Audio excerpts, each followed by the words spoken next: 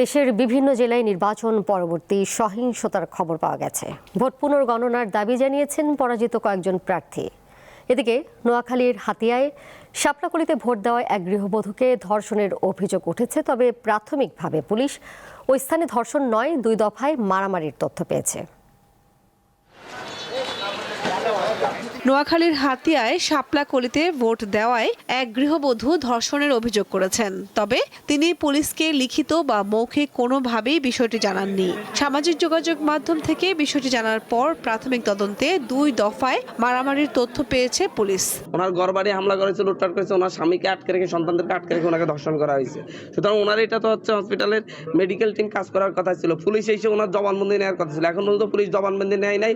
তো উনি যার বিরুদ্ধে অভিযোগ দিচ্ছেন, তো সেই সময় আমরা ওই একই হাসপাতালের খতিয়ানে দেখা যায় যে উনি সেই সময় চিকিৎসাধীন ছিলেন হাসপাতালে, যার ঘটনাস্থল থেকে প্রায় 1.5 থেকে 2 ঘন্টা দূরে।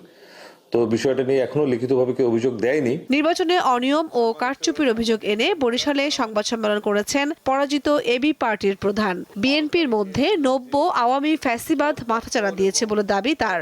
এটা তো আওয়ামী লীগের সময় আমরা দেখছি, এবং একই লোক, এই বিএনপির লোকজন যারা আজকে গুন্ডাই মাস্তানি করতেছে, এরাই কিন্তু ধান খেতে পাট খেতে গত 16 বছর ছিল।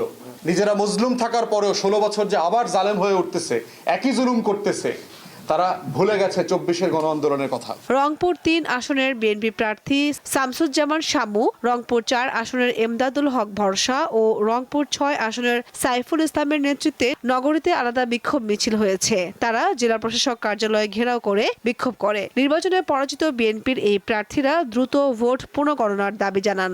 এমদাদুল হক ভরসা সাহেব তিনি একটি আবেদন দিয়েছেন, ভোট পুনর্গণনা চান।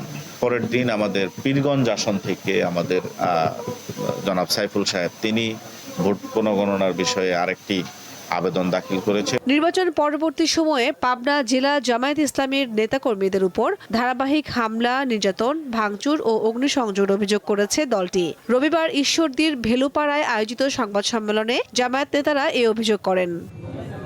কামরুন নাহার, দীপ্ত, বার্তা কক্ষ।